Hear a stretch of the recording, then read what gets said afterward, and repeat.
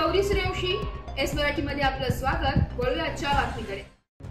गडचिरोली जिल्ह्यातील आदिवासी बहुल भाग असलेल्या अहेरी तालुक्यातील कमलापू वन परिक्षेत्र अंतर्गत कंपार्टमेंट नंबर 157 मध्ये अज्ञात प्राणी बिबट्याने चिरेपल्ली जंगलात शिवराम वर्ष 60 यांच्यावर हिंस्र प्राण्याने झडप घातली। शिवराम हा रोज सकाळी 7 वाजता जनावरे चराईकरिता जंगलात गेला असता 10 वाजताच्या दरम्यान शिवराम हा चिरेपल्ली जंगल परिसरात जनावरे चरण्याकरिता गेला असता बिबट हा जंगलात दडून बसला होता। यात शिवराम गोसाई बामणकर यांच्या दिशेने बिबट झडप घेतला असता शिवराम याने सुद्धा न डगमगता त्या बिबट्यासोबत चक्क 20 मिनिटे लढत होता।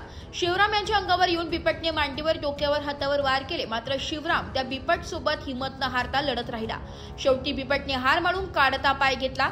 शिवराम हा कसा बसा आपला जीव वाचून गावाच्या दिशेने येताना लोकांनी त्याला पाहून बैलवंटीने राजाराम येथील उपकेंद्र रुग्णालयात आणून उपचार करून अहेरी येथील उपजिल्हा रुग्णालयात आणून भरती केले। वन विभागातर्फे जखमीला 2 लाख रुपये नगद राशी द्यावी अशी मागणी राष्ट्रीय मानवाधिकार संघटना अहेरीने केली आहे। एस मराठी न्यूज साठी जिल्हा प्रतिनिधी जावेद अली सय्यद, गडचिरोली।